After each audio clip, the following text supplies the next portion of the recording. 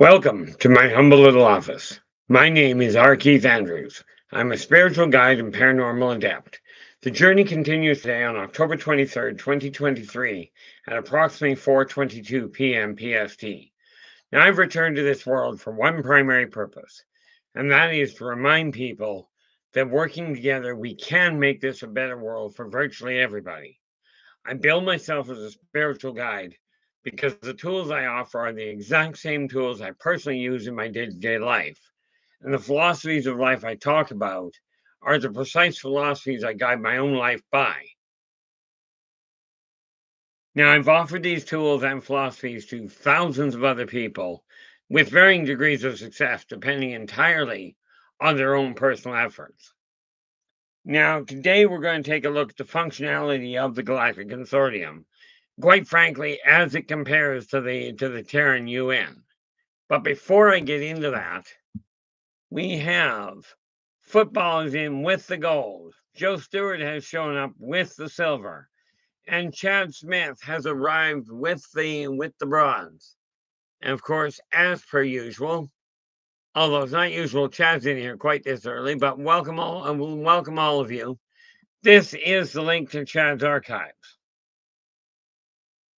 So drop in, give them a listen. If you like them, give them a thumbs up. Do subscribe to the channel and share the daylights out of the thing because he's got some really neat information in there that I've personally looked at. Otherwise, I wouldn't be saying it was. I'd be saying something like, I've heard it's really good. But I'll leave that for you guys to decide. You know, now, with that in mind, I'm going to apologize ahead of time because with the day I've had, I don't know if I'm going to make it through the whole 2 hours here. I'll do what I can, but I had some run-ins today that literally had my blood pressure all over the neighborhood because of the stupidity of what I was looking at, of what I had to deal with. Not the least of which, and I realize I said we're going to be looking at the consortium, which we are. But I was looking at all the houses, all the apartments going up in the city right now. And I got thinking, we got all these apartments, all these high rises, all these high priced buildings going up, and nobody's looking at the working people that have to run them, i.e., these people with the money. They desire all these little restaurants to go to. Okay, which you pay minimum wage for. Now get this. And I only just looked this up on the net today. So don't take my word for it. Go and do your own research. Yeah, ultimately you are right, Chad. Chad just suggested maybe we should start the stream with a short breathing exercises to calm the nerves, which is not a bad idea. The only drawback to it is I've been trying to calm my nerves since noon today, and thus far have not had a whole lot of luck with it. But I do agree with you that the idea is sound. And it's one of those funny things, it's one of those funny things I look at when I mentioned I was looking at opening a school, and I'll get to that in a little while. But what I found out was this: a single room, like a one room apartment, and I just pulled this off the net today. The average one room apartment is $1,952 a month to live in. Okay. Now, with minimum wage being clocked at $16.75, this means the first 3 weeks of your income goes directly, and that's the first 3 weeks of your gross income goes directly to your rent. Okay, leaving you about a quarter of your gross income, which, in case you hadn't noticed, you don't have that anymore, is going to run you. You get maybe $500 to pay all of your utilities and your food. Okay, now, you know, That's the biggest issue we run into.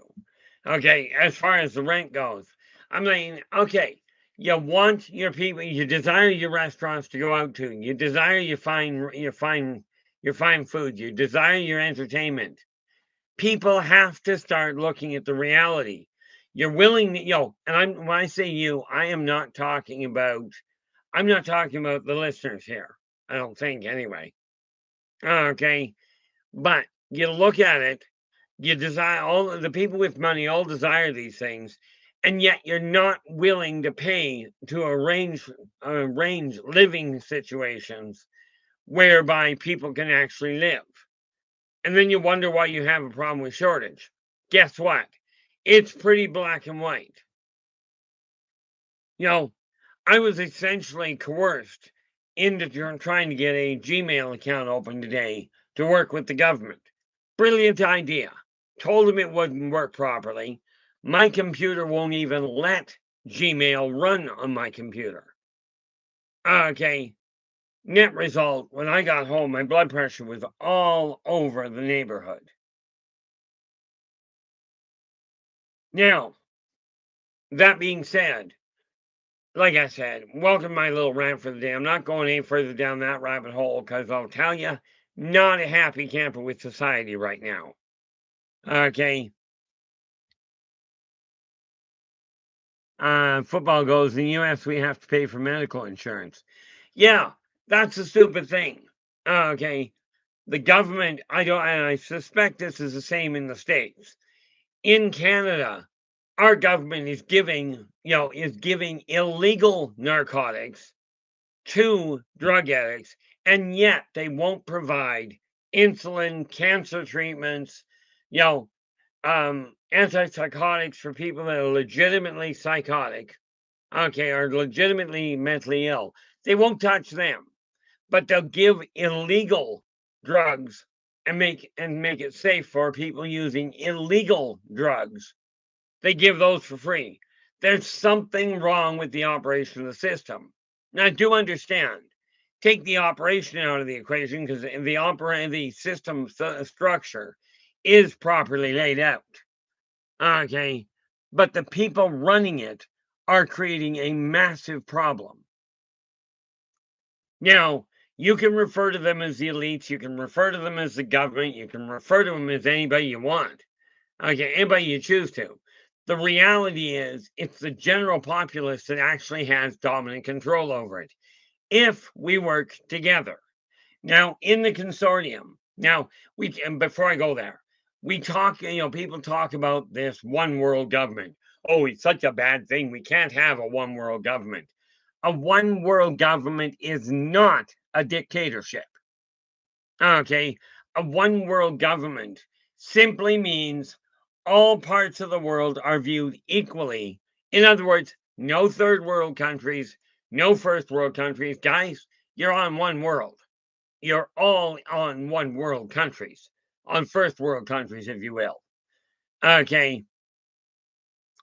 A one world government, okay, takes that into consideration.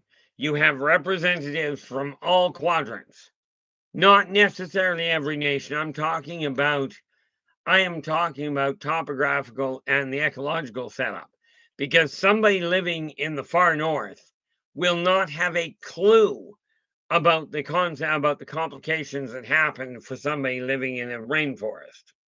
Okay, same as people living on the edge of an ocean will not have a clue what to do with mountain rainstorms.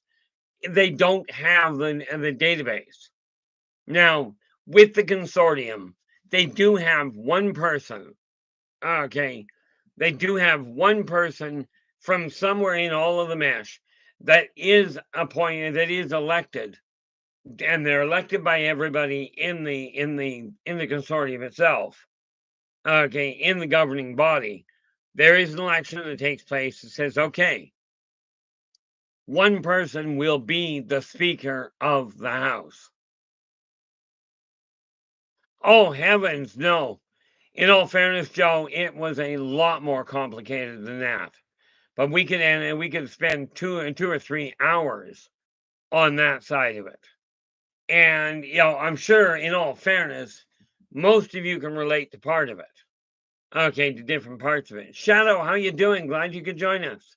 I am glad, I am grateful there, Joe.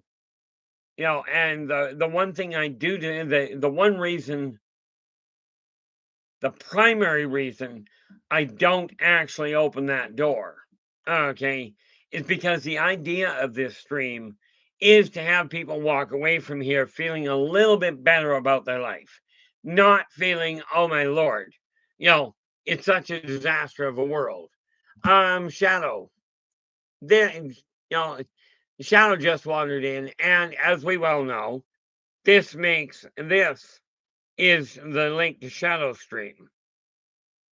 So drop in the Shadow and Sun. This is the link to Shadow and Sun stream. So drop in, give them a listen. If you like what they have to say, absolutely give them a thumbs up. Subscribe to the channel and share the daylights out of the thing. It's by sharing these different sites and by supporting each other, which I'm surprised. I'm very happy about, but very surprised about the amount of support that I get here myself. Okay. Yes, I could go off on a tangent and point out all the flaws that I see in the world. I'm not sure that would help a whole lot. Semper Fi there, Black Dragon. How you doing? Glad you could join us.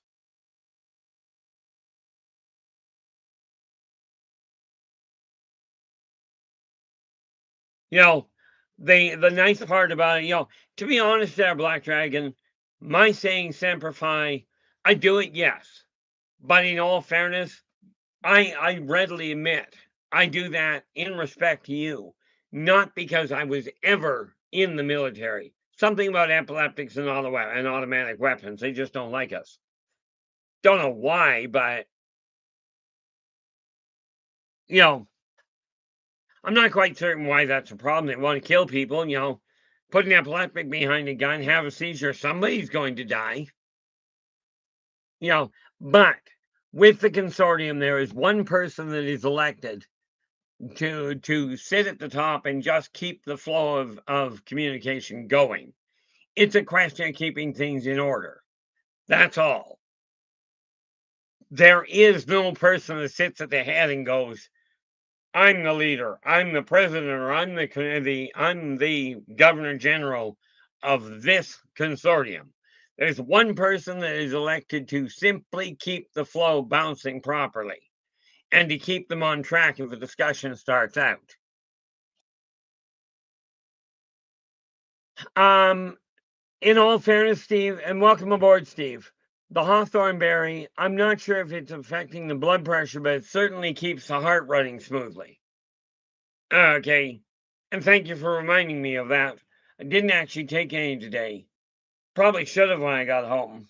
But I was feeling great when I left the house. Then I left the house, and well, that was another mistake. But this is why I don't leave the house much. Nathan, how you doing? Glad you could join us. And this is the link to Nathan's show as soon as I can find it. Here we are. This is the link to Nathan's show, the Quantum Show. So drop in when you get the opportunity. Do have a listen. If you like what he says, do give him a thumbs up. Subscribe to the channel and share the daylights out of the thing. Okay, this is my way. My sharing these links is my way of saying, hey, thanks for supporting me, guys. Thanks for the encouragement. I don't often make it into the other sites because sadly my energy tanks, and that's the end of that. Like today when I got home, my energy tanked and I ended up going to sleep for an hour. But I could get, one day maybe I'll go off and maybe I'll go and let people know here's all the hiccups that we're looking at. Although I will warn you, that's going to be a pretty depressing little show. Okay, I think anyway. But with the consortium, they've got the one person elected. Okay, and they are elected from the people that get into the council. And we are not talking about the Council of 12. We are talking about, well, if you've ever seen the layout for the UN, or if you're a Star Wars fan and you've ever seen the parliament setup that they've got, you get all these people from different walks showing up. Okay, they're all there. They've all got their input to add. One person is elected as a basically not as a spokesperson, but what would amount to the Speaker of the House to simply go, okay, you say what you desire, and you want to input something, and they go around like this. That's their job, not to decide what's right, wrong, or indifferent.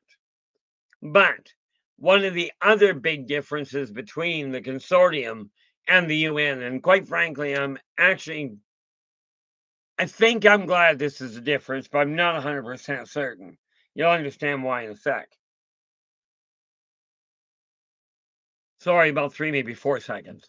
But in any event, in the UN, they get into an argument, they'll scream at each other, they'll yell at each other, they'll argue with each other. It'll go back and forth for hours. In the consortium, if there's an argument, somebody gets shot or eaten. Problem solved. There's no more argument. Okay, he who has the fastest draw wins. Now, this is not what I would call a civilized fashion of solving problems, but it does make short work of an argument.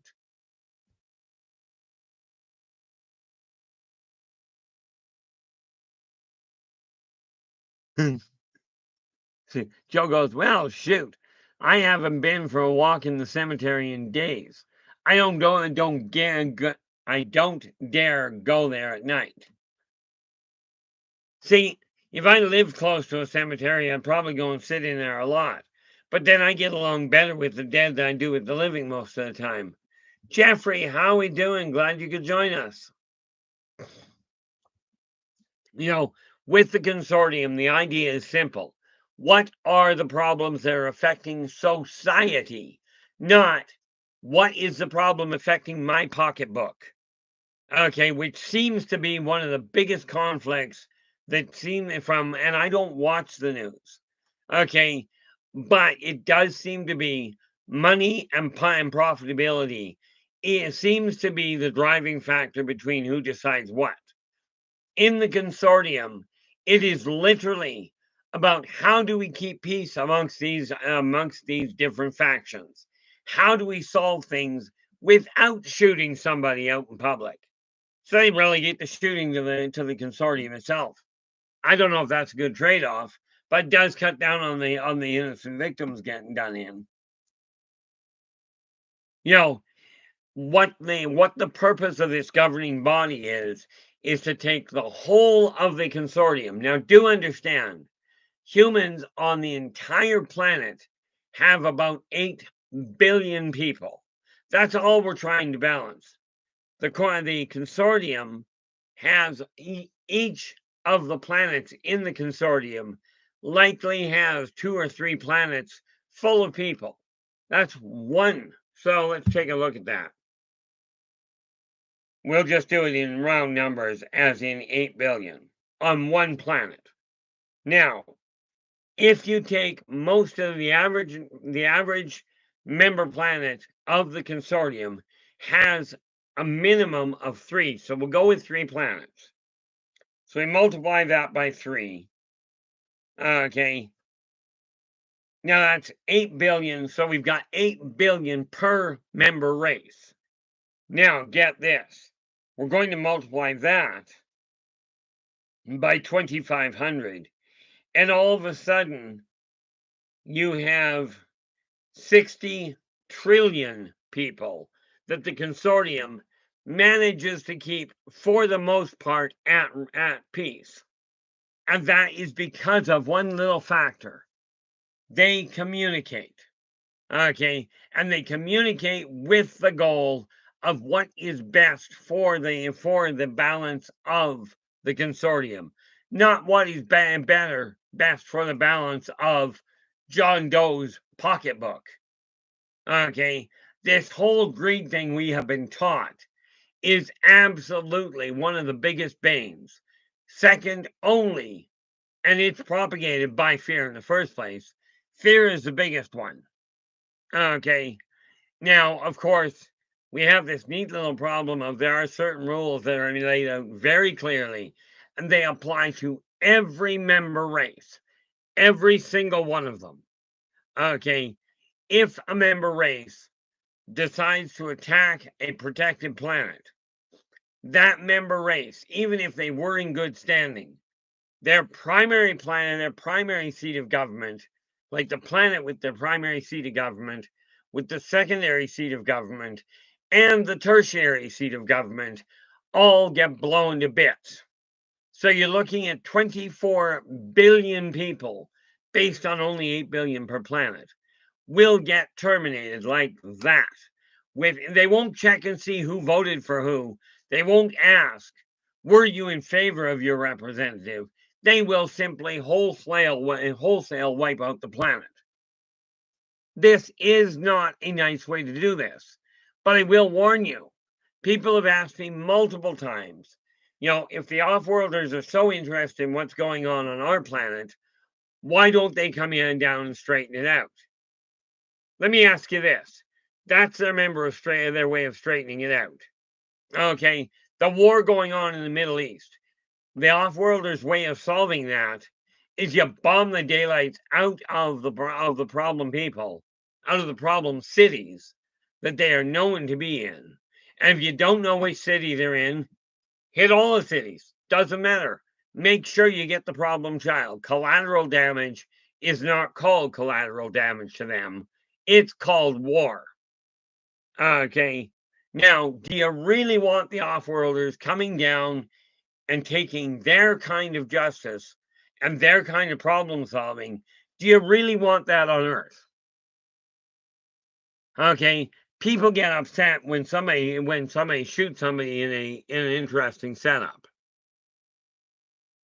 Derek, how are we doing? Glad you could join us. This is what you're asking for. If the consortium were to actually go ahead to step in and do something, and it is actually against their doctrine to do anything, okay, but do you really want that kind of solution solved? Okay, they take a look at famine in a world, okay, and here's the thing. The UN looks at famine and goes, okay, let's send aid over there. Let's send some medication over there. Let's send some fresh water over there, and we'll keep them moving. Okay. So, the consortium would look at it and go, okay, you've got a chunk of property. We've analyzed it. It has, and I've talked to them about this, by the way. They look at it and go, okay, that chunk of Africa or of the Middle East the land is good to support 10,000 people. That amount of land can support 10,000 people. That's it. Now, we're going to work inside your boundaries. And we're going to go, okay, you got 100,000 living there. You've got 1 month to get out of that area. And then we're clearing them, and then we're sorting the problem out. 1 month. Okay, we're not going to send down aid. We're not sending down medical supplies. We're not sending down food or water. We are simply and we're not sending down spiritual guidance. We're telling you, you have 1 month to get 90,000 people. I don't care which ones. 90,000 people off that property. Then we solve it. Okay. They will not check your bank account. They won't check who you're voting for or what position in Parliament you hold. Okay. Now, humans unfortunately go, but this is my land. You're not telling me to leave. And the consortium will look at it and go, okay, no problem. 30 days later, 30 Terran days later, the consortium will come in and go, okay, you can survive. This property, this land, will support 10,000 people. You've left 80,000 on here.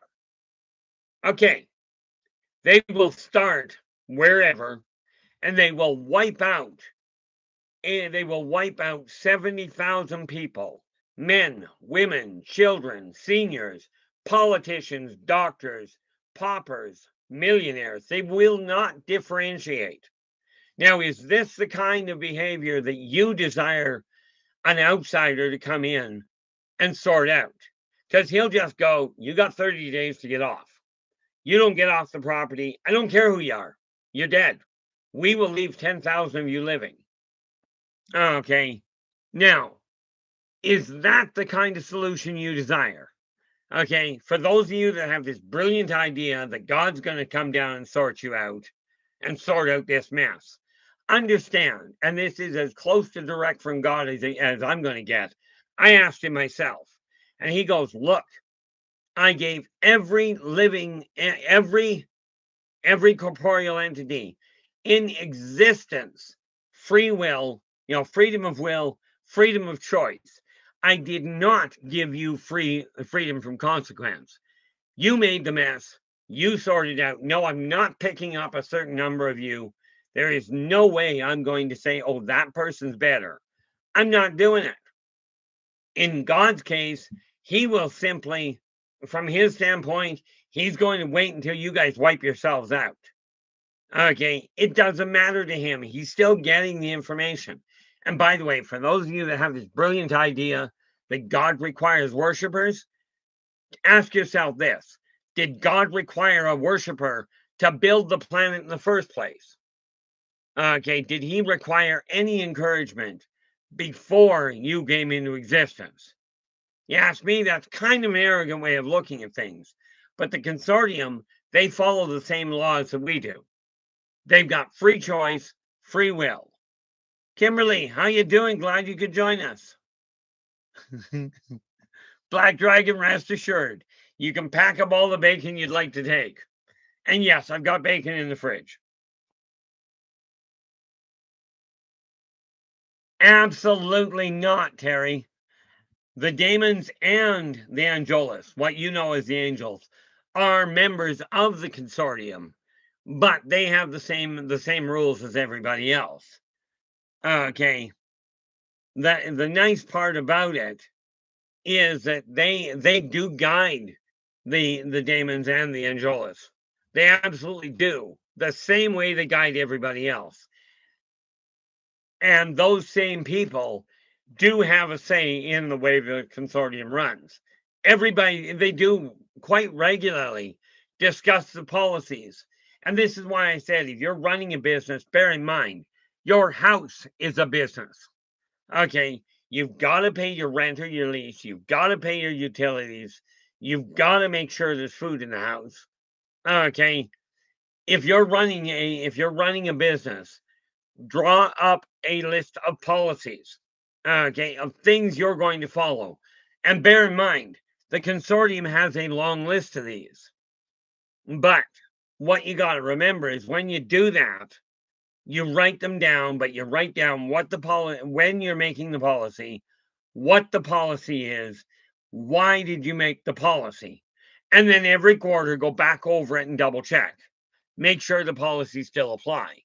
For instance, in Calgary, Canada, the last I checked, which in all fairness was about 15 years ago, it was horse theft was still punishable by hanging in the public square. Now, needless to say, that doesn't happen anymore. But why is it still on the books? It's one of these policies that's no longer functionally useful.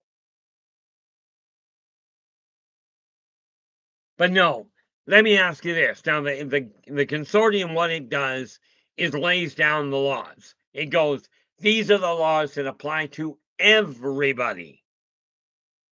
It does not matter what your position. It doesn't matter what your income. Okay. From the consortium standpoint, it is simply, here's the law. If you exist, this law applies to you. Even to like I said, what amounts to the Speaker of the House. The same laws apply to him or her or it that apply to every pauper on the street, to every blade of grass in the yard.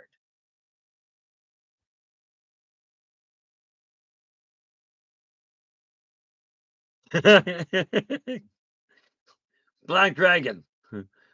Sounds like you're going, if we're low on bacon, it's mine. It's mine. It's all mine.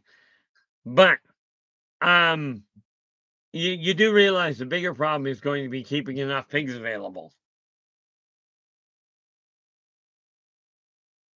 But you know, you have to look at the way the consortium works, because I get asked so many times, you know, if the consortium, if the off-worlders interested in how we're doing things, why don't they come sort it out?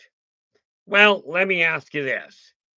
Okay, do you want a governing body coming into your house and just blowing everybody in the house out of the equation? Okay, you know, do you really want somebody doing that to solve a fight? You know, because this is what we have to realize. It took a while to get this world into this mess. It took a while. It took literally for the consortium to get to the level it's at. It literally took millions of years. I got news for you guys. We don't have millions of years at our current pace. At our current pace, and I am no doomsayer. Okay, but at our current pace, society is set to buckle in the extremely near future. Okay, I'm being generous if I tell you got 100 years. I really am. With what I've been seeing coming, I'm being generous giving you 100 years to get your head out of the sand. The consortium would give you 30 days. If they come down, they would come down and go, okay, first of all, I know you're scared to death of us. That's okay. You asked for us to step in. Okay, well, yeah, decades works. you know, you know, if the consortium were to actually go, okay, we're going to go down and help, they would help with the wholesale slaughter of everybody that didn't cooperate and move to land that they could actually work. Okay, they would just give you wholesale slaughter. And no, the people with the money would not be the ones targeted per se, because they wouldn't be targeting anybody. They go, that city's too close. These three cities are feeding off of this one waterfall. That waterfall will only support one of those cities. It's almost a flip of the coin, and they'll go, okay, well, that city, those two cities are going to go. Boom. That city can now pick up the pieces and carry on. Yes, really bad on the emotional side. Absolutely horrendous. But it's got no, what people have seen with war today is absolutely nothing compared to what I've seen these guys do. Absolutely nothing.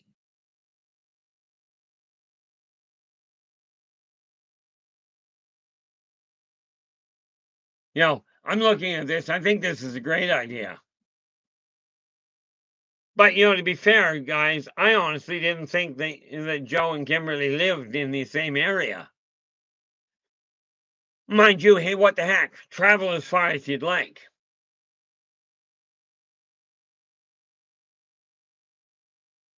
But tell me, we have all of these newsletters and newspapers and newsletters and news agencies going. And then, of course, you've got the religious people going, oh, we're all suffering from doom and destruction. And we've got shortages of land. We've got shortages of oil.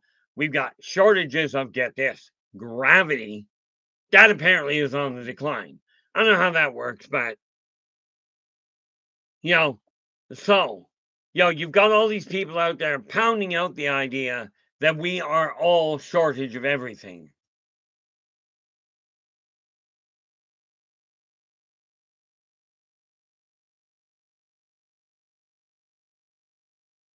You know, that the reality of it is this. Okay, you can continue listening to essentially the doomsayers or the people that want to live in fear. In the consortium, they don't tolerate it. It's like there's somebody in the assembly will go, we've got a major water shortage in this area. Okay. And the Speaker of the House will go, okay, do you have information backing this problem up that shows where the shortage is? And of course, the guy will go, usually they go, yeah, here's the information that says what we're short and why we've got a problem. How do we solve this? And then you get a great big discussion over how that can be corrected. Okay, how it can be compensated for.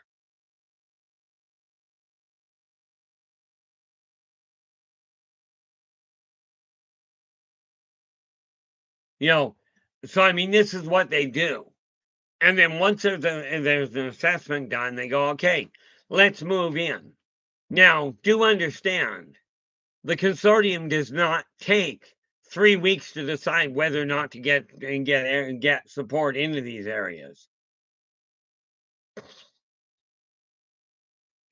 You know, they go, we gotta go. They're launching the following day. You know, if there is a flood somewhere that somebody comes in and says, hey, we've had a major flood in our country, this is why I'm a little occupied. They will have aid overnight. There is no red tape. They simply go, it's got to happen. Okay. And they get on it. Now, again, we have this neat little problem of mankind goes, oh, these people, we've got all these starving people, right? And the governing bodies that have control over the money and the food supplies on Earth go, well, we can't give it to them for free because we want our profit. That's no problem. The UN comes in and goes, okay, guys, clear the shelves and get it to the starving people. Now, get the starving people to work. How do you get the starving people to work? That's easy. Okay. There are people that are legitimately unemployed because they can't get and because they can't find work. Or more to the point, the people that have the work won't hire them. Okay. What the consortium does is goes, okay. And then if they do it on small scale, they'll walk in, you see a lineup of unemployed and go, okay, where's our list of jobs that are available? These are the list of jobs that are available. Here's an offer. You're capable of doing this. You're going to work over there and you're going to get paid for it, a functional level. Okay. Because they do understand the side of economics. But you get those few people on the street to go, I don't want to work for that company. They are terminated on the spot. They are not terminated. They are not left for weeks to starve to death. They are terminated on the spot. Okay. If you've got a problem with an employee and the government and the company policy says, oh, we can't fire them because of this union, the consortium will shoot him or eat him, depending on who came in. Okay. Now, what are we here?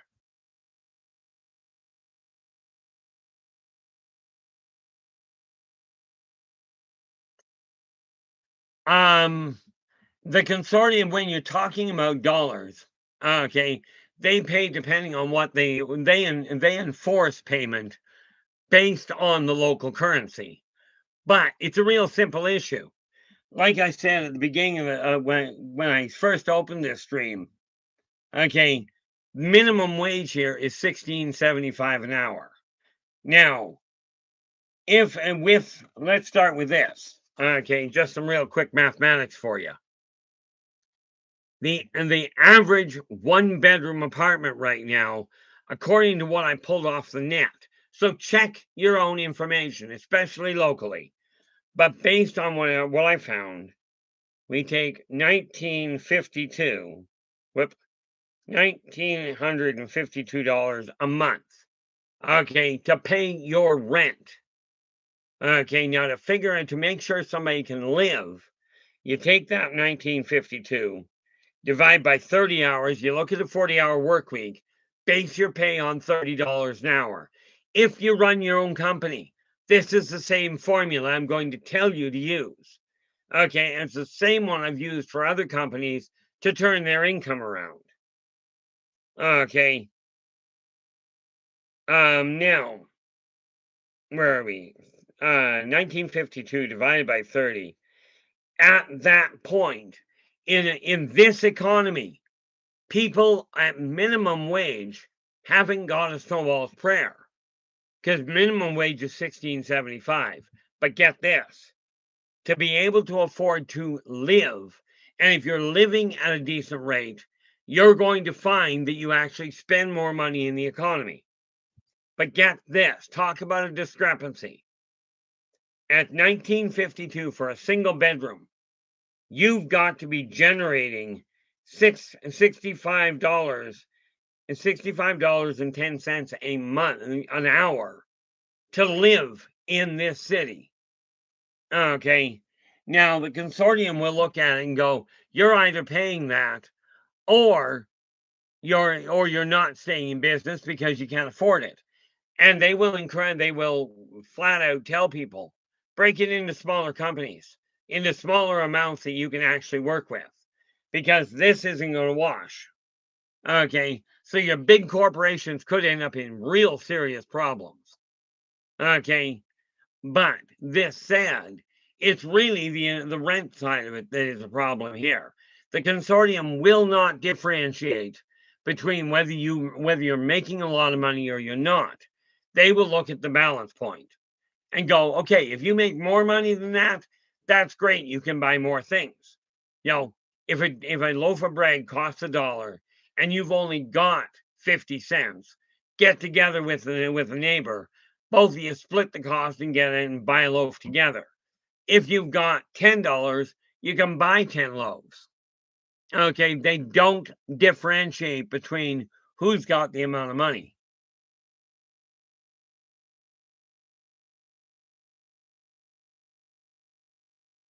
Just one thing, I'm looking at this conversation going on here. I will take a look at that in a second there, Nathan. Joe, just one thing to keep in mind. When you go to tell your parents, okay, remember, you can explain it to your parents, and absolutely I recommend taking their emotions into consideration. What you cannot do is understand it for them. So the best I can suggest is be direct, be honest, realize they're going to be a little agitated. Okay, but we are talking to your parents.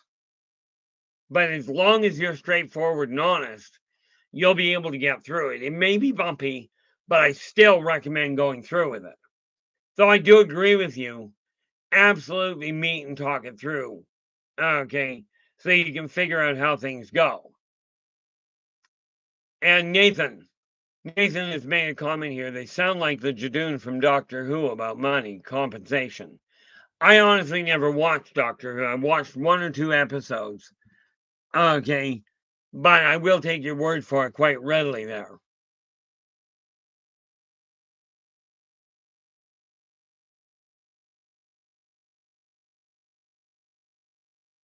Yeah, and that's just, it would be nice if I didn't, but I'm running into an interesting snag, but I'll deal with it. You know, to be honest with you, like when I go up and talk to the consortium and even the Council of 12, they're great people to work with because they don't look at the world based on greed. They look at the world based on overall survivability, overall prosperity. Okay. You know, the reality is when people talk about money being the root of all evil, you got to remember money is just another barter system. Okay. The members of the consortium do not all use the same money on their home planet, but they do have a universal trade increment they work with. The funny part about that trade increment is if you take the equivalent of $1, if you, let's say you've got a planet that deals that one purchase unit is a copper coin, and somebody else has one that says one purchase unit is a sheep. Okay, when you go to the consortium to turn in your money to exchange money for consortium currency, it is one of your units for one of theirs. It's a 1-to-1 split. It is not based on, oh, copper is more useful or copper is more valuable, or we've got a shortage of wool, so the sheep are more valuable. They don't do that. They look at the monetary unit your world, your city is using, and that is the monetary unit that they transfer. Because again, it boils down to equality. Now, if the world, and this is a monumental if the peoples of the world would come to realize that 1 man-hour of work in China is still 1 man-hour of work in America, then we could work on a much more equitable balance, because the people in China or in the Middle East are just as valuable and putting on are just as individual as the people in the United States, in Canada, in Finland. It doesn't matter. 1 man-hour. Okay, and let's not get into the gender. I don't relate to that. I don't care whether you relate to it. One individual can only do 1 hour of work. And that is the consortium's base for how they figure out the monetary side of things.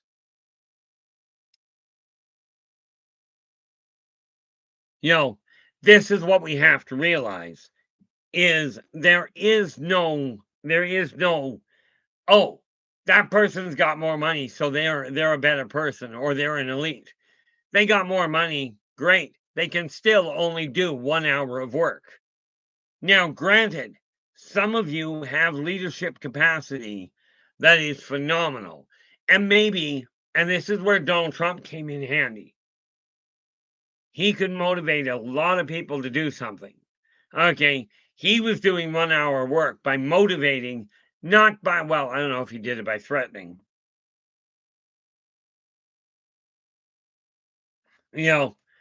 But Donald Trump knows how to motivate people. In all fairness, so did Al Capone. Okay, not necessarily a good comparison, but maybe more so than I know. I don't know. I don't follow politics. But we got to get back to the idea. If you do 1 hour of work, okay, and that becomes your trade ratio, okay, then all of a sudden you've got a system where we are all on equal base. 1 hour, I heard somebody say the other day, they had gone back to the idea of going, okay, I know you can't repair your car, so I'll put your car back together. I'll pull your car apart and get it working right. And you take care of the leak in my roof, because I can't do that. And Lord knows, there ain't no way I'm going up on my roof. First of all, if I go up on my roof, which is the floor above me, and start beating on the floor up there, that's somebody else's apartment. This is a bad idea. Okay, but the consortium looks at it as the individual, and they just go, one person does 1 man-hours of work, or one corporeal hour of work. Okay, and that's where the baseline is. They do not bother with this idea of, oh, you're the mayor of this city, so you're more important. No, you're the mayor of this city, so you do have a job that's more complicated in the city, but you're still only doing 1 man-hour of work. Okay, so that's all you're worth. And that is the bottom line of value. Okay, is whether, now bear in mind, work, if you look at the clinical definition, okay, what is that? Your mom like, there we are. That's really bonus there, and Black Dragon. I was actually given my first deck of tarot cards by my parents, which is really weird, considering my parents both told me to keep what I was doing a secret. And then on my 16th Christmas, they gave me a deck of tarot cards. Well, that kept it quiet. Yeah, not really. Okay, but that is fantastic there, Black. But what we have to realize is that what we're looking at is a world that has gotten so caught up in that funny little dollar, okay, that all of a sudden it's gone sour. Nina, how you doing? Glad you could join us. So I'm looking at this consortium, at the layout they've got. I look at what the United Nations has, and I go, guys, would you mind pulling your head out of the sand? It's not about who has the best military balance. Okay. If you're going to war, there's no such, and this is one of the other things with the consortium. You never have, you never have a war crime, ever. The war is the crime. Okay. But you never have a war crime. So now, do not get me wrong. There are horrendous things that get done in the name of peace. Oh, we're going to war to bring peace. It doesn't work. Okay, the consortium has it down to a fine art. Okay, and people have asked me, well, why won't the consortium come down and straighten all this conflict out? You don't want them to. Okay, if they come down and it's against their policies, they won't break that. Primarily because karmic law says you don't do that. But I got talking to them one day about what about this thing that so many humans are worried about the off-worlders invading. And the head of the war council looks at me and goes, well, if we actually were going to do that, number one, we sit we sit at the orbit of what you call Mars. And we will bombard the planet with subquantum EMP pulses, wiping out not only all of your electronics, but all of your electronic components will no longer function. Once we've done that, if we want anybody alive, then we will move into the orbit of your moon, and we will drop your own garbage from outer space. 25, 30 years ago, that was in the neighborhood of 3,500 satellites and what have you that are dead in orbit. Okay, they're just floating. And we will drop them with pinpoint accuracy onto your planet. Same damage capacity as a nuclear strike with none of the fallout. Okay, and we will do it. We will space it over time to avoid a buildup of the dirt in the air, of the essentially the cloud cover that's gonna muck up your warmth. Okay, then we settle in. Now, this is the consortium's way of solving a global war or a civil war. They simply go in and wipe all of the problem out. Then you rebuild. Okay, but they never poison the planet they're trying to land on. Humans have this stupid move, and I call it stupid because they know better. Okay, nuclear wars. Now get this: nuclear bombs. Okay, you drop that in an area, and one of the biggest things that you run into, you drop a nuclear bomb into an area. You've got nuclear fallout for decades. The area is useless. Mankind has neutron bombs, okay, which short out every living circuit in the area with only a minimal amount of damage, i.e., a few, 3 4 square city blocks, right? You drop that, you wipe out everything living. You don't worry about collateral damage because it is war. This is the thing that the off-worlders look at. Okay. Now, Nathan's asking, how do I contact some of these breakaway societies that are out there? Now, on Earth, I honestly don't know. I don't leave my house, so I let them contact me. But the best I can tell you, Nathan, is quite seriously my suggestion, because these guys do monitor the internet, the ones that are on the planet do monitor the internet. They do monitor the airwaves. So you can bet your bottom dollar when you're on the air, when you're on the net, somebody's watching. You just have to keep two things in mind. Number one, okay, is be certain you want to run into these people. They're not all quite as nice and cut and dried. Some of them, especially when you look at many of the reptilians, Okay, if they don't like somebody, they don't chase them away. They serve them up for dinner. It's a great way of solving the problem. You don't get people going out and saying, "Oh, this is a violent society," because nobody leaves. Well, they do, but it's usually in a sewage truck.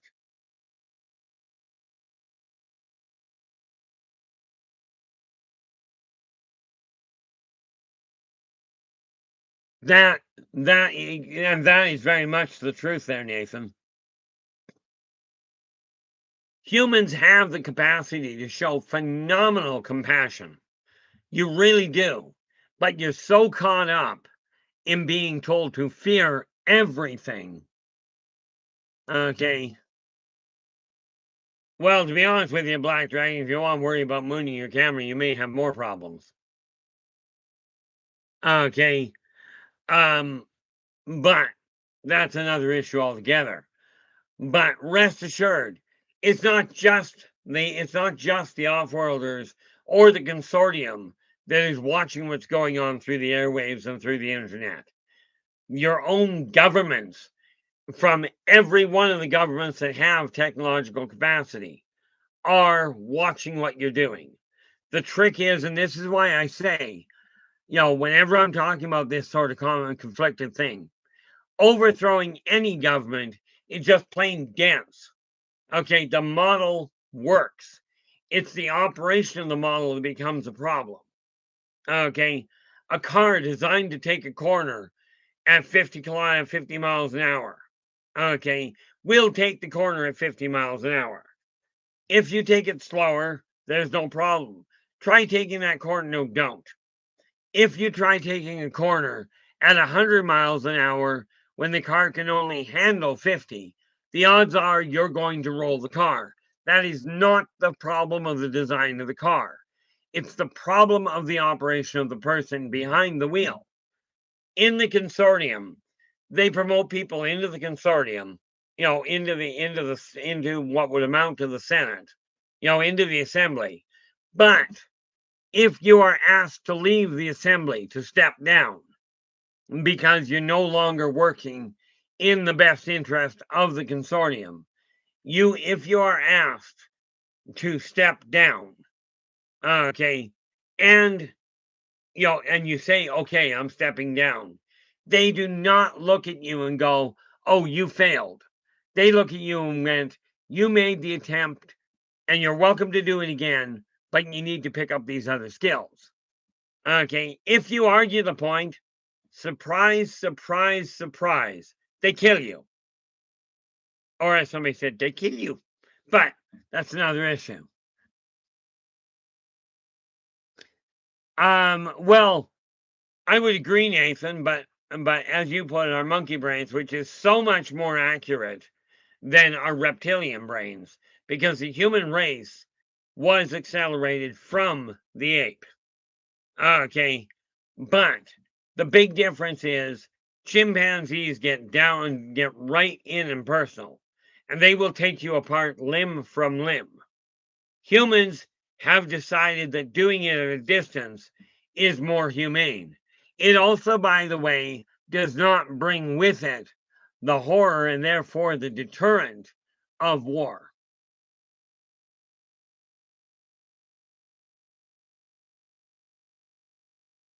Yeah, Black Dragon goes, been there, done that. I rolled about 17 times before a tree jumped in the way and stopped me. Whoop. Let's see, Derek. I will go back up here. I missed the thing. And if I don't find it in a hurry, I'm just going to ask you again, which is probably the easier way of doing it. Ah, no, that's Terry.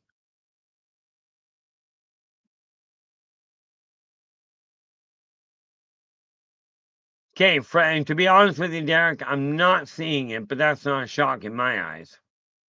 If you would be kind enough to repost it, that would be great. Because I'm scanning up here and I'm just not seeing the thing. Of course, in all fairness, I don't know how far up I gotta go.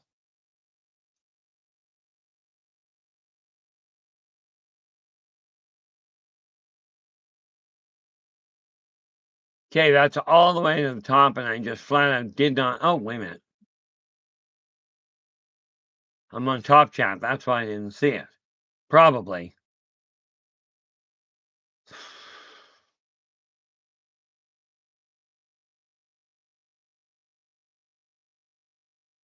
Just scanning, looking to see if I can see it.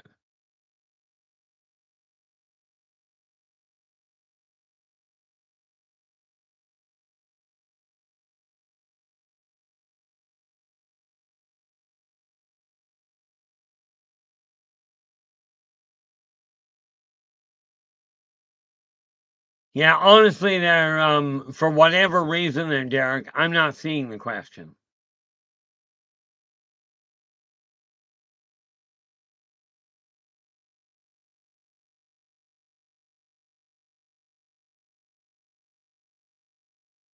So I will absolutely ask you to repost it, and I will answer it as soon as I see it.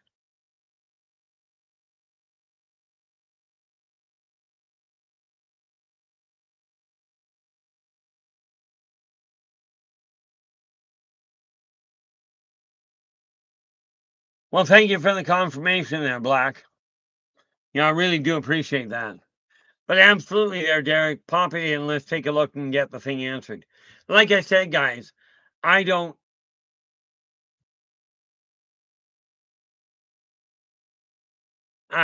Where are we here?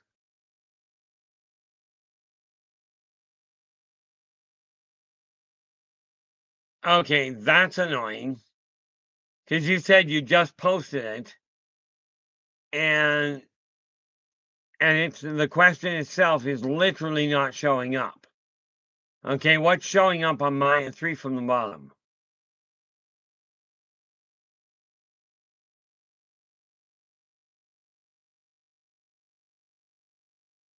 That is annoying. I wonder, because there is something else I work with here. Let us see. Contacts. Go back.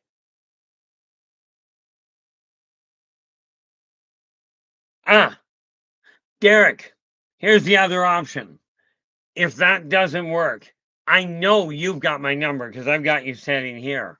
Text me the question directly, and I will answer it for you anyway. Because I've got my phone right here, and I know you've got my number. Okay. Oddly enough, the reason I do that is to ensure that people can, and that people can get their question to me.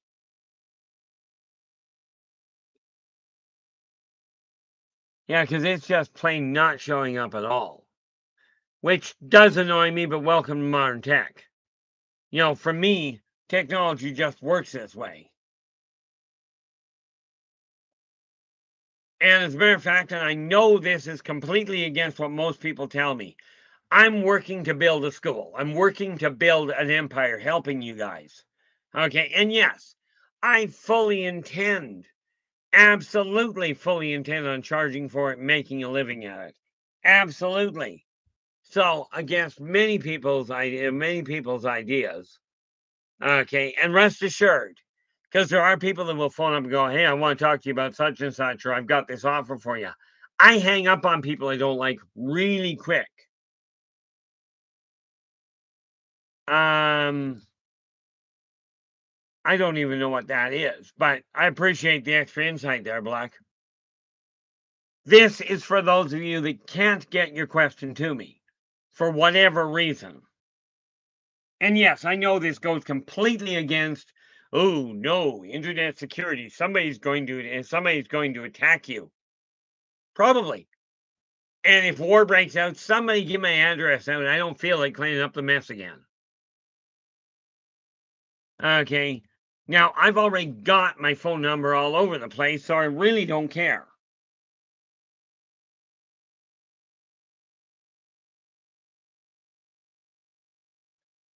Okay.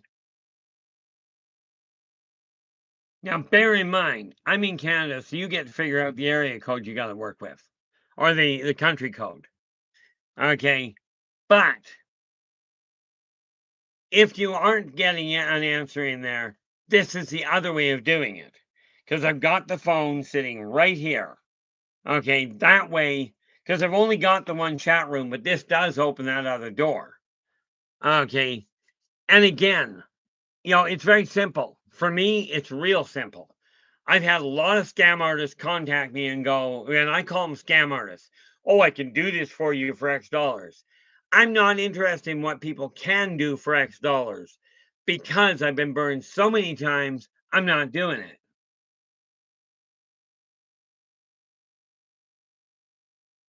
Black goes, oh, YouTube tries to be sneaky and place a ban on posts and accounts without notifying the users. Oh, okay. That doesn't surprise me. We are talking about a corporation. And again, whenever you're working inside a corporation or inside somebody's house, okay, you must follow the laws of the land in which you are. Okay. And this is why I just did what I did there. My number is posted anyway.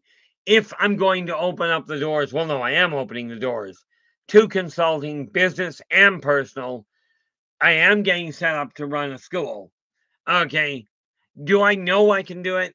You bet. Okay. There is no doubt there at all.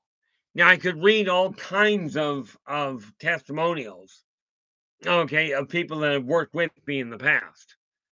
Okay. As a matter of fact, I just found a couple of very important ones. Where are we here?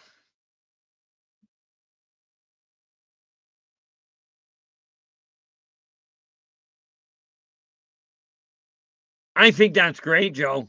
I really do think the two of you should get together. It'll be a riot going there. And then what happens after that is up to you guys. But the fact of the matter is, being open to actually experience this sort of thing is fantastic. Okay. Well, there we go. Okay, Derek, your question just arrived. I just gotta get to it. Okay. Now, Derek is asking, so the Galactic Consortium has like a mothership, and they have like a council roundtable of all different races, different alien races, that make decision on everything on Earth and in the Milky Way, and the Milky Way galaxy. And when I say all alien races, I mean good and bad make decisions together. The answer to your question there, Derek, and I'm glad you pushed it through. I really do. That's why I figured I'd give it to you that way. The answer to your question is absolutely yes. Now, do understand the people that work in the assembly, okay, when you're looking at the good and the bad, you're looking at, shall we say, the less selfish of the bad, because you still have to be, even if they are focused on their own species, they have to work in the benefit of the entire consortium as a unit, or to the point, in relation to the consortium in the area they have influence over. Okay, bear in mind, humans have influence over Earth. We don't have a lot of impact. You really don't have a lot of impact on the rest of the solar system, much less the galaxy. Okay, so, but the answer is yes. The consortium has a huge setup whereby, and it's not all done local, okay? They have a communication setup that is done on the subquantum level where people will literally work remotely from their own areas. Bear in mind, every member of the assembly, if they don't have their own technology, the consortium makes certain if they are coming into work in the assembly, they make certain that they have the equipment to do so. Sometimes it boils down to going, okay, you're coming in here, we will get the computer set up for you, it will be self-powered, so you guys don't have to modify your energy fields. You don't have to modify your own technology. This is for us personally. However, there's a neat little kick to that. Okay, we are an advanced race. So we're going to put this computer on your planet that is positive, that will handle communication with us. Okay? But you ever make one step towards disassembling that computer, and we will remove it from your existence. They won't come back and take it. They will simply melt the thing where it sits, regardless of who is at it. They won't even check. They will simply shut it down. Okay. So I mean, that ultimately is what you're looking at. But like I said, guys, and the reason I posted my name and my phone number there is the same reason. Where are we here? Well, I'll take your word for that. Nathan goes, that sounds like disincorporation. I'm going to check something out here just because I'm a little at a loss, and I'm allowed to be, because I said so. Don't know if that made any sense, but what the heck. Let's pop that in there, and we go paste, and we go meaning. There we are. Disincorporation, to deprive of corporate powers, rights, or existence. Divest of the condition of a corporate body. That's exactly what it is. It's like you start playing around trying to reverse engineer this thing without doing the work to get to it in the first place. We'll simply shut it down. Oh, okay. Nathan goes, wrong word.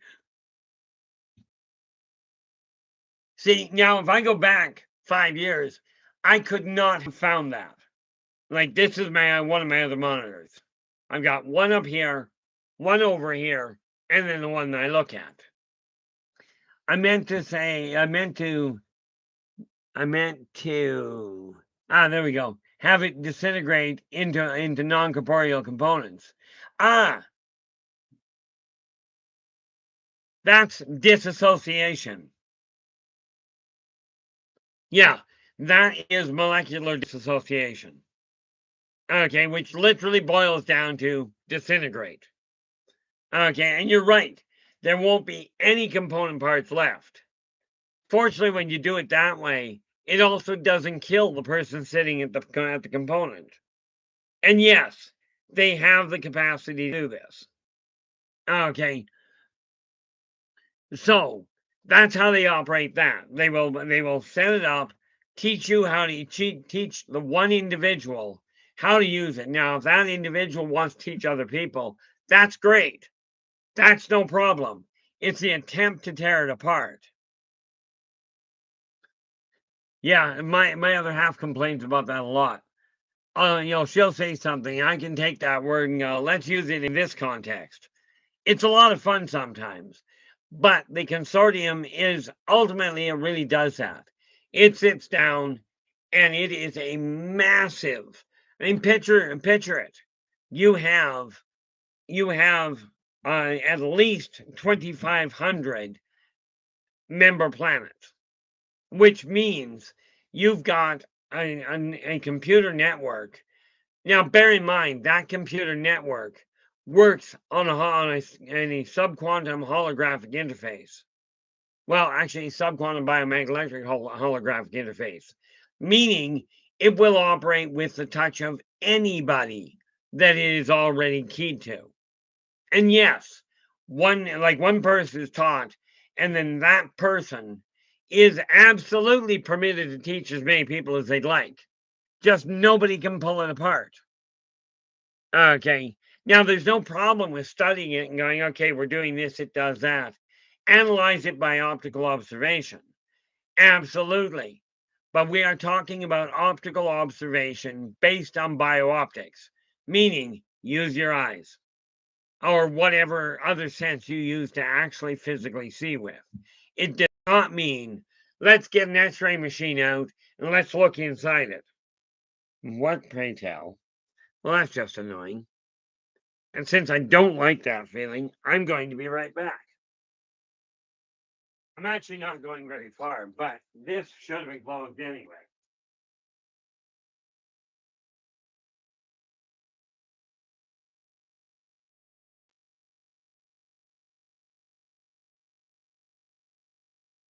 Nobody told me my door was open. Of course, in all fairness, nobody probably knew about it. I just found out I have something on my desk here, and I don't like it. And since I don't like it, I'm changing it.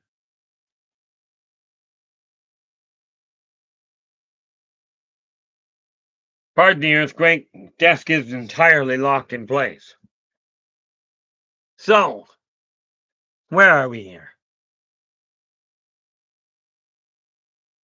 Okay. Derek's going, what alien race oversees the Galactic Consortium? At this point in time, okay, and it can change, by the time I get finished, because of the way they work. At the last seating that I was at, one of the Eniod did. Okay, but again, they do not oversee the consortium. They simply operate as a spokesperson. The consortium itself is a conglomeration of people. Where are we here? Oh, there we are. Oh, there you go. Yeah. Black Dragon goes, you can program a computer to self-destruct by simply having it overheat the CPU. Wonder if that's what my brother used to do. My brother, the one with the IQ in excess of 180, developed a virus scanner that when his computer got hit with a virus, his virus scanner would hunt down the computer or computers that the virus was built on, not launched from, although it hit that one too, but it was actually built on, and fry the motherboards. And this was just his way of going, I don't want the interruption. Of course, my brother was a little bit, shall we say, different. But no, Derek, the last assembly that I took a look at, the Speaker of the House, if you will, was an Eniod. The logical question that's about to come up: the Eniod are the race of people that oversaw the Egyptians 7,000 years ago. Okay, and yes, when the consortium got here, the Eniod were told to get off the planet. They were not gods. Okay, they were more advanced than humans, but they weren't gods. Intriguingly enough, the Norse, Greek, and Roman gods got the same eviction notice, which is why they vanished, almost overnight. But you can see why when you're dealing with the consortium, this is a group. This is a mutually agreed group. Okay. This is a group that mutually agreed to get together and work towards the benefit of the entirety of the consortium. Now, granted, different races only had an input in certain sections. One of the few races that actually has an influence on the entire spectrum are the Zerziks. Now, the Zerziks have been around for a long time. They are not the only ones that take on the position of Speaker of the House.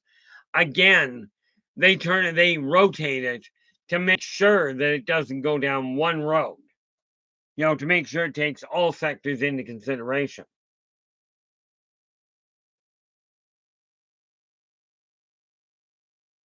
So I'm hoping this is making sense.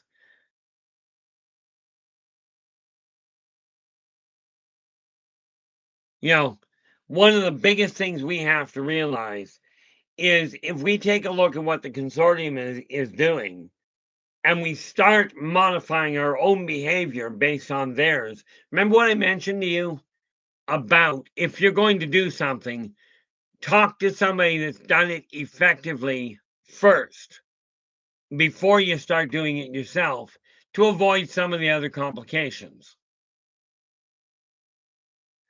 Now, I get a kick out of this, just a kind of a side thought. Derek, you asked a question here. I've already answered it about which race oversees the Galactic Consortium. It came through clear as a bell. Okay. The other one, I have no idea where it went. Welcome to my world. Okay. But when we talk about modifying the way you're doing things, okay, take a look, talk to somebody that's done it effectively. If you're running a business, I'm right now in the newsletter, I'm actually targeting the hospitality industry in January, I think, and I'd have to look. Okay, but I think in January, I'm looking at hospitality as a skill. And let us just see if I've got that. Whoop. Oh, what do we got?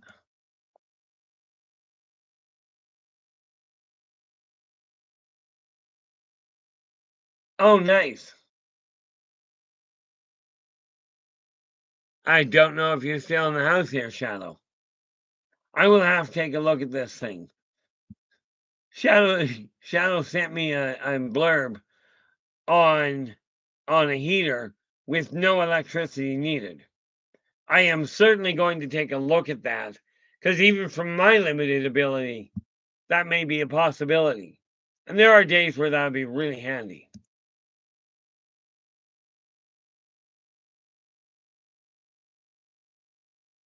No, I do not need that. Where the heck am I? Back here. Okay. I get a kick out of it, Derek. You put the one question, it came through clear as a bell. Okay. But it turned around, you turn around, put the other one in, it didn't come in.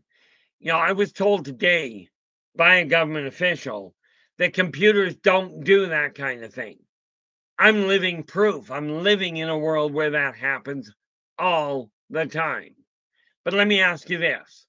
With what I've said so far, as far as the operational procedure of the consortium, are these the kind of people that you really want coming down onto Earth to solve mankind's self imposed, quite often greed based or self serving based, issues? Do you really want the people that that work in the consortium to come down and sort the problem out? Is this necessarily a good idea in your eyes? Or is it better to take a look in the mirror and go, what am I doing that's ineffective? Okay, what is it that's not clicking? And make the changes yourself. Like I said, I am putting things in motion. I just went through today, I showed you those files full of poems that I've written. They are now separated into original works and already printed, as in I've already got a computer printout of them. Okay. And yes, I am starting to write poetry again, which we'll take a look at later. The consortium itself is a governing body to help things run smoothly. Any government, that's what their purpose is. That's not the way Terrans run it. So many Terran governments look at it and go, I want this to be I want peace on this planet if you do exactly what I say. Guys, that's not peace. Okay, that's coercion. Often that can be called literal bullying. Okay, peace is finding an amicable way where you can exchange information, you can exchange abilities or work levels, okay, or products or whatever.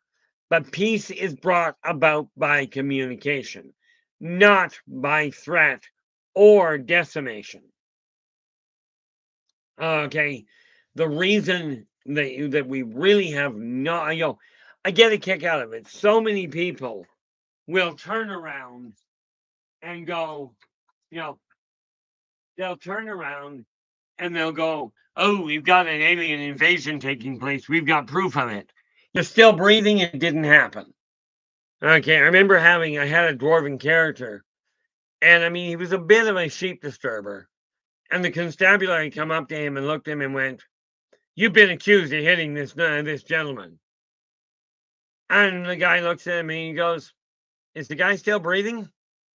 And the constabulary says, "Yeah, well, that's why you're being accused.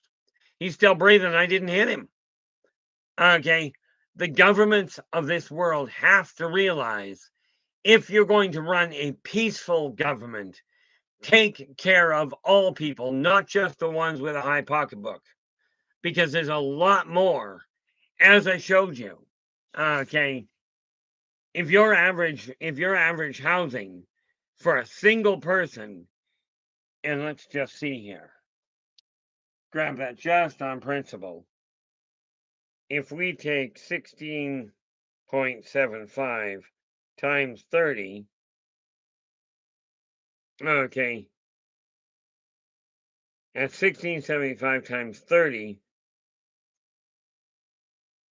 times 4,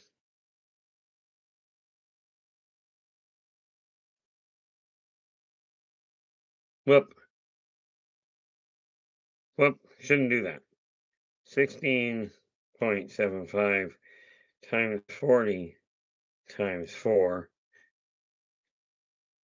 If an individual is not making $2,500 a month, okay, they're just not going to survive. But I'm just thinking, how did I do that? Took me a while to sort out the first time, so this isn't a surprise. The average is 1952. We divide that by 16.75. You've got to be working 160, and that's, 116 out of 160. But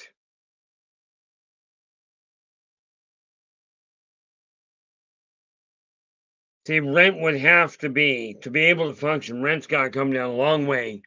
Or, and here's the kicker, if the cost of rent doesn't go down, the cost of living is going to continue to rise. Now, here's another neat little point for you regarding the consortium. You've got your planetary money. Okay. Steve, how you doing? Glad you could join us. And Doxy, didn't see you come in, but welcome aboard. And as I'm sure you already found out, I did answer your questions, the ones that you sent through the comments. Thank you so much for that.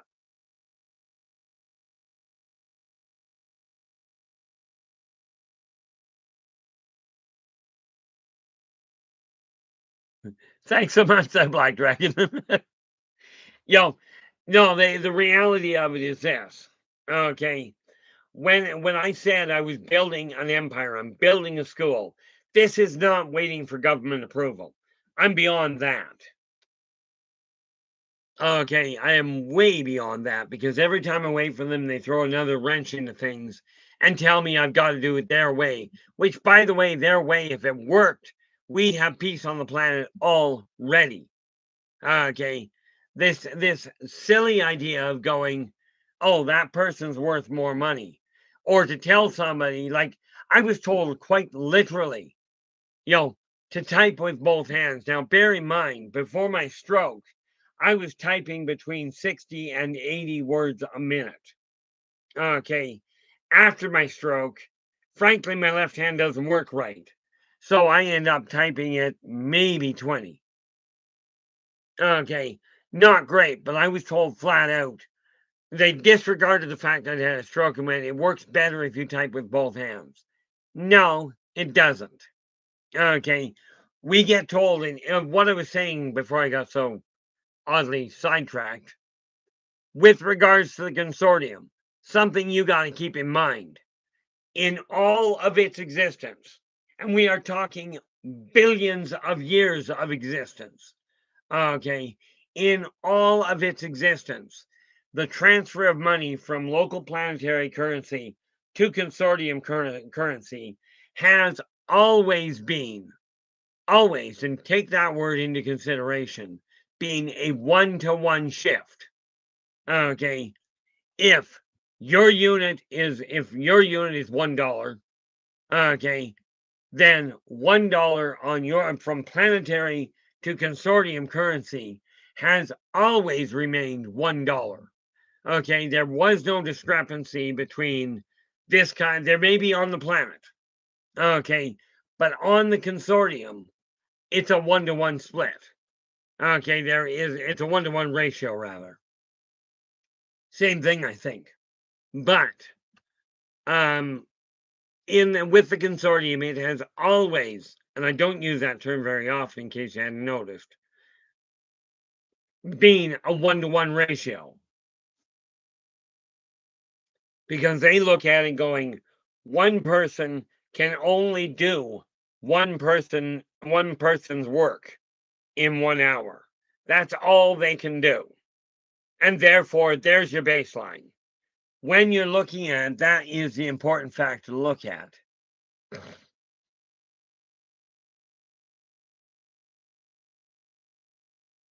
Now, again, guys, and I haven't said this much today, at least not here for me, for us. If you like the stream, do give us a thumbs up. Do subscribe to the channel and share the daylights out of it. I am going to continue figuring out how to market, how to push the reach that we've got. Okay, you guys have been phenomenal in the encouragement side, because I will tell you, even today, I went through this issue of, why am I bothering to put this together? I actually asked one of the people I know locally, is there really a functional reason to put a school together? Okay, like, is it one of these things that is desired? I know Doxy is working on putting a system together on her end, and absolutely, Doxy, I absolutely wish you the best of luck and encourage you to get it written down on paper. Okay, where is... There it is.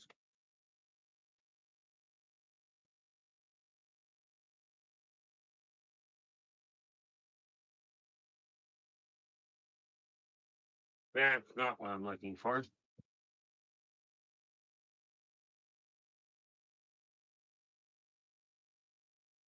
This is paperwork I gotta work with after I get done this stream.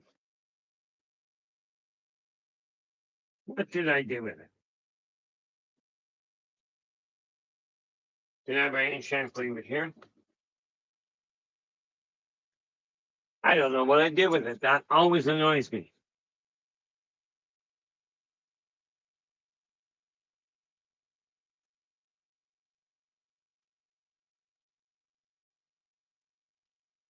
Ah, there we go.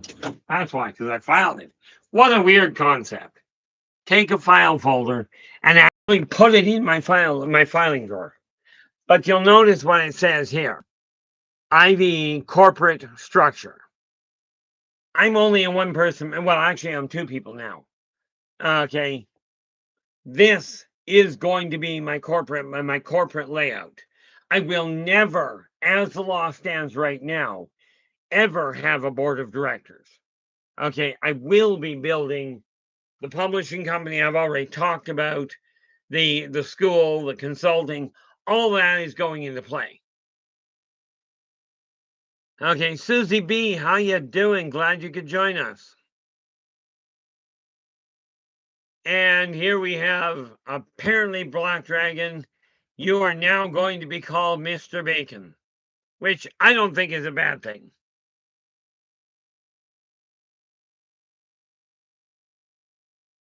But, and Doxy, this, okay, inside this folder, as I get it built together, one thing I do strongly recommend you do on top of everything else, okay, is get a policy book. And basically, it boils down to a list of operations and procedures. Do that before you get underway too far, because it will help immensely in streamlining things. Okay, and yeah, I just put paper on my desk, but understand, when I get done this stream, that'll be the first thing that gets cleared. Now, yeah, I realize I'm only at the half-hour mark, but, or not the half hour, the hour and a half mark. Tomorrow, that's what I'll be doing tonight. Tomorrow, we're going to be looking at some of the gaming characters that I've worked on, as well as what the game is up to. But that's for tomorrow. Again, there's a really neat side effect to that. The 25th, we're going to take a look at a book that I wrote believe in yourself, and follow your dreams. And the reason I'm doing that is because the only way that I know of that we're going to get things turned around here, okay, and I mean from a societal standpoint, is if we start actively making changes to our lives, myself included, if not myself especially. I don't think so. Okay, but when you look at the layout of the consortium, okay, and the way they handle things, understand they are very brutal in human terms for how they deal with it. Mankind goes, yeah, did any of you have a mother or a father? Well, I know all of you had a mother or a father. Even if you're a vat job, you had a mother or a father. But did any of you, did the parents of any of you, when you were children, come into your room and go, kiddo, clean this up or I will. And you didn't clean it up because, well, let's face it, who likes cleaning their room? Lord knows I didn't. Lord knows I still don't. Okay. But you notice when you tell them, when a parent tells a kid, you do it or I'll clear it. Many parents, what they used to do is they go in with a bag and they dump everything into the bag and throw it out. Now, I did the same thing with the sole exception of I'd throw everything into a bag and I'd walk out and I'd bury it and I'd hide it out of the kid's room reach. Okay. I wouldn't throw it out because of the fact, well, frankly, it was good money being thrown out. But it would be a while before they saw it again. Yeah, that's sort of the way I look at it, Susie B. Black Dragon has absolutely made a name for himself here. And I do think we're going to end up with a little bit of a problem considering that you may have just started a really intriguing trend.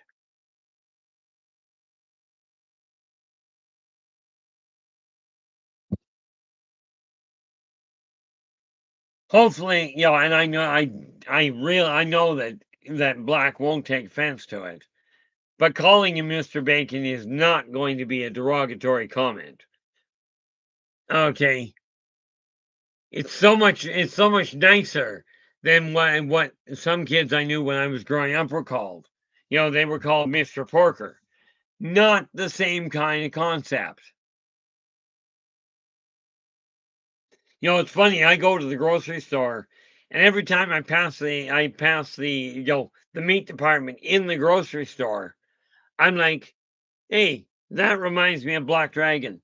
There are not that many people that a comment in a chat room will make that kind of an impact on people. Heck, I don't like people enough, which is really a bad thing to say in some ways. Okay, when I say I don't like people, I don't like the distrust, I don't like the abuse, I don't like the greed. There's a lot of things about it I don't like, and I certainly don't like the emotional disarray. It throws me off track way too easily. Now, granted, that's my fault. I haven't remembered how to solve it yet. But when we're looking at the consortium, realize that they look at their world encompassing quite a massive array. Okay, and as far as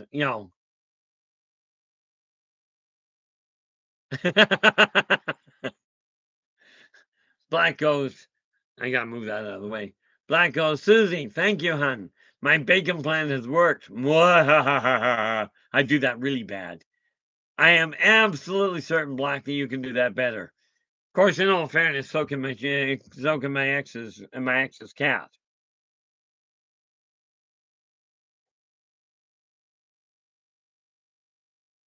The ironic part about it is that when your name, and this is something I found out, where you're dealing with company with online visibility, getting something that stands out and holds people's attention, draws your attention to them, is an excellent way.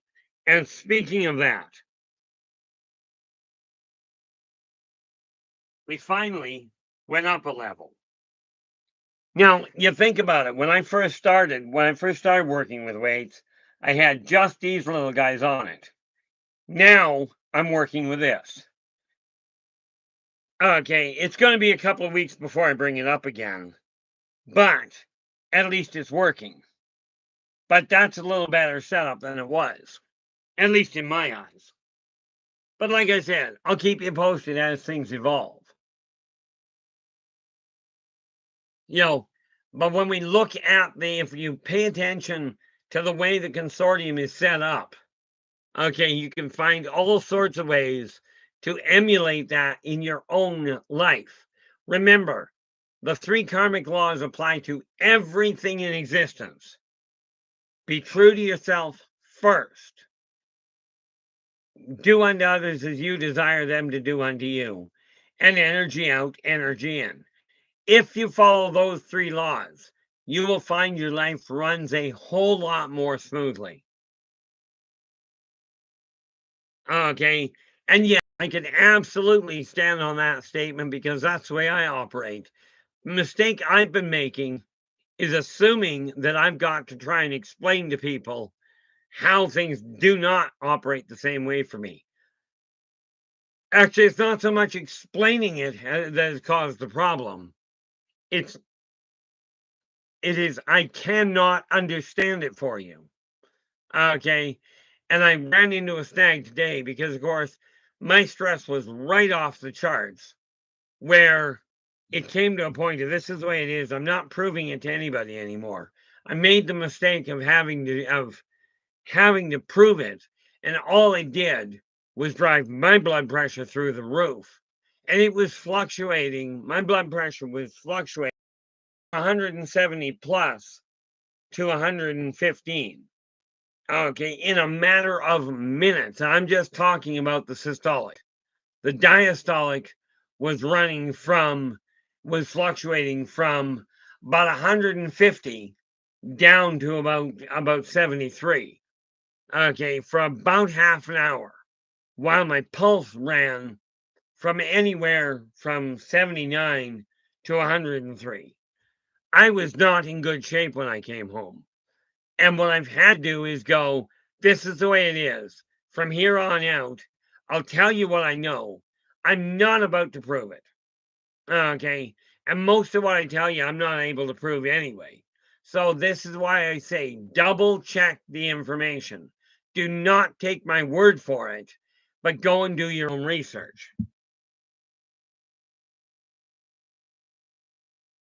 And for those of you that are concerned about the amount of coffee I drink, this is actually only my second cup today. Not second pot, second cup. Okay. But what do we got here? Absolutely not, Steve.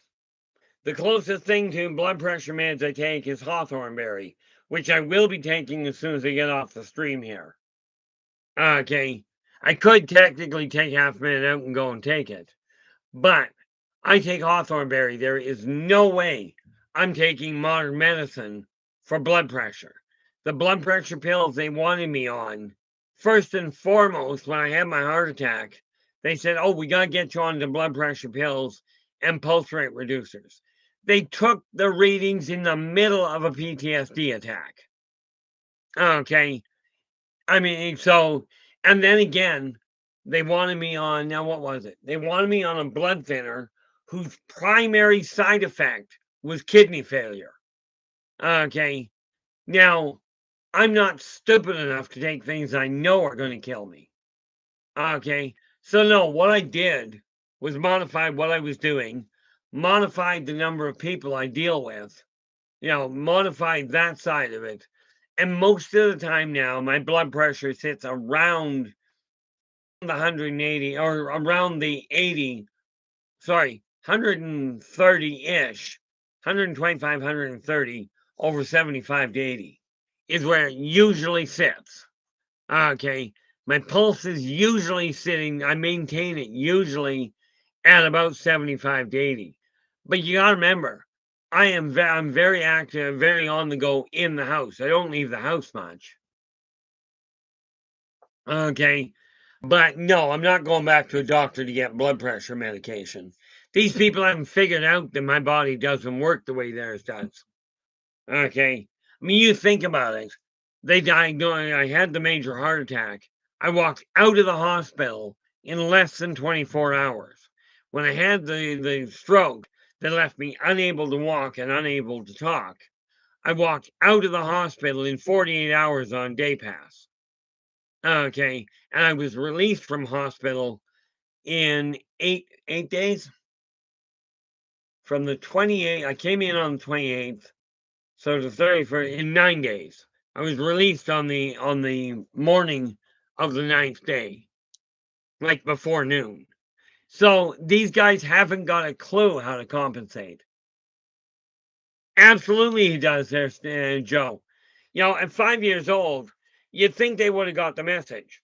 At 5 years old, they diagnosed me dead and shipped me to the morgue. I didn't agree, so I left. You know, you'd have thought they'd have figured out that I don't operate under normal parameters. You look at my healing rate, they haven't got a prayer keeping up with it. I'm just no longer interested in trying to prove it. Okay. And yes, I've done my stint with my lab. That was enough. Not going back there. I will, however, as the school evolves, I will teach people how to do exactly what I've been doing. Okay. Now, to start with, I'm building it online. Okay. And I am developing package deals for consulting. I am developing courses. The reality of it is whether or not I get government funding is not my big concern anymore. Okay. What matters for me is that I got told very emphatically, this is what I'm supposed to be doing. Therefore, this is what I'm doing. I've already got an editor and transcriptionist that is absolutely out of this world. Well, in this case, she's on the world. Okay. But I've already got computer support as far as if I run into technological glitches. I've had a few people offer technical support that I've yet to get in touch with, yet to connect with, to start getting some of the necessary additions to this stream put in place, such as buy me a coffee or how to set up that sort of thing. I will get to that. Okay, these are all things I'm working on. But I keep looking at it and going, okay, let's take a look at the way the consortium is set up. Okay, they operate. And this is where a company of advisors, where a board of advisors will come in very handy as I get things moving. Okay. Now, I don't know how that's going to work out yet. I've got to have an income before I do that, by the way.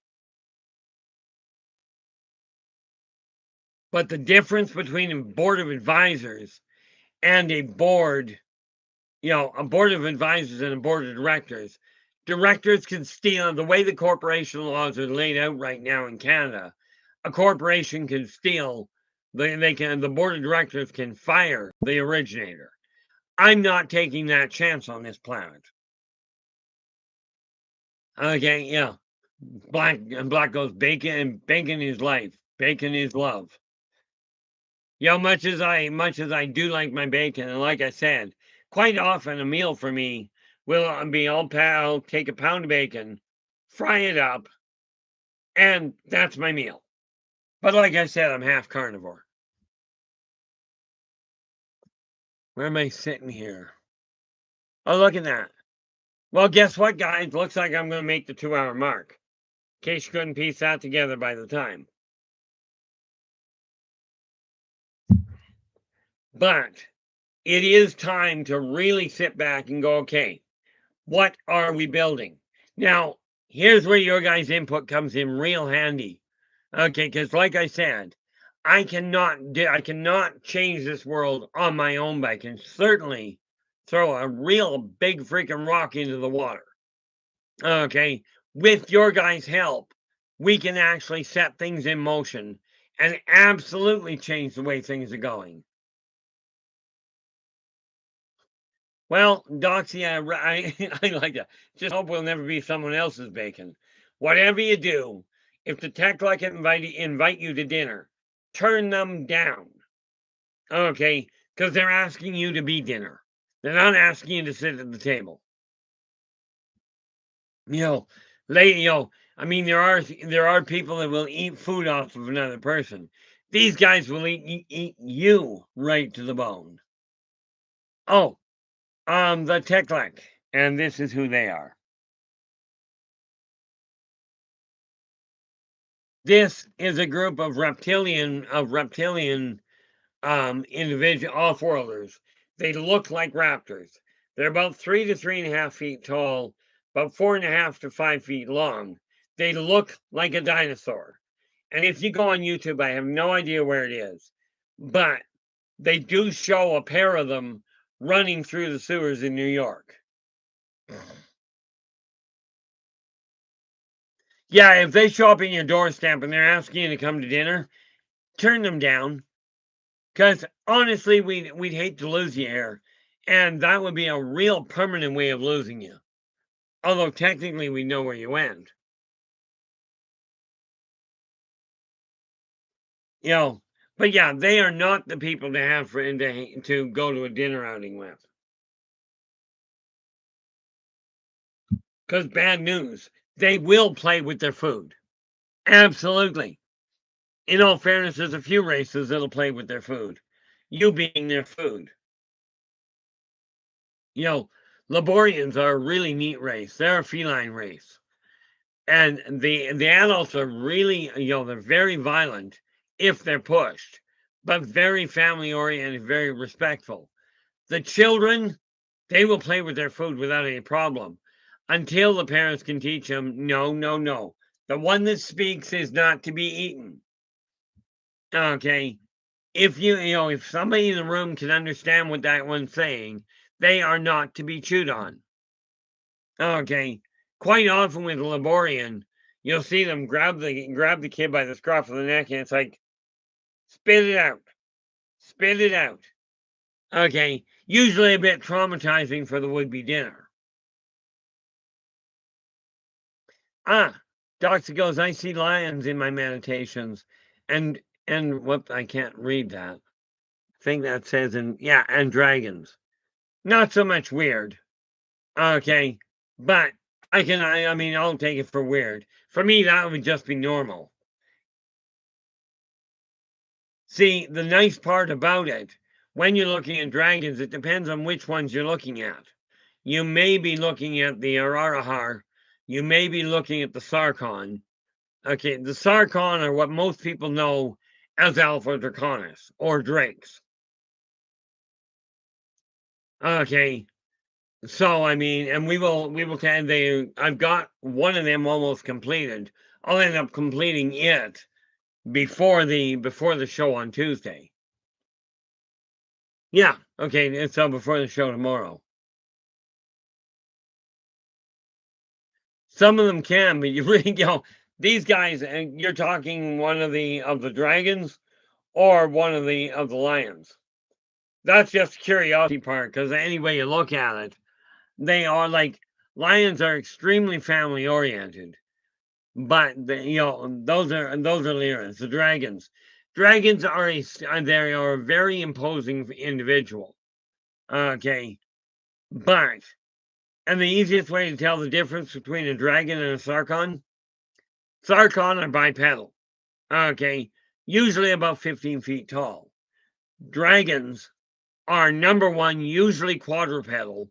Okay, and can be anywhere up to 300 to 400 feet long. They're not little people. Okay, but they can be extremely gentle and very protective of their children.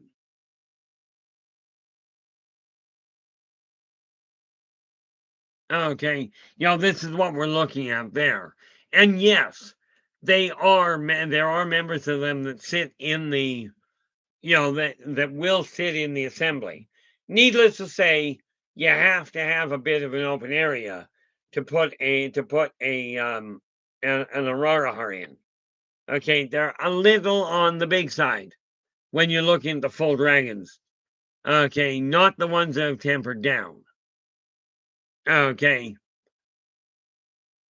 But they are a very nice, very wise group. Problem, they're not really picky about who they eat. Okay. And they will quite readily, they will incinerate an entire army just to get a point across. This is why I say humans have no concept of what true war looks like. Not that I ever recommend war. I'm a firm believer that war is extremely pointless. All it is people with a slightly too big ego flexing their muscles, going, hey, look at me, I'm more powerful than you because I got a bigger gun. I'm like, guys, not a good comparison. Okay, just not a good way to do it. The consortium is simple. Okay, find a peaceful solution because war doesn't work. Yes, some of the members, some of the planet of the members of the consortium are at war with each other. And there are countless discussions about how that isn't working. But as long as they are obeying, consortium law when in consortium space, there's no foul.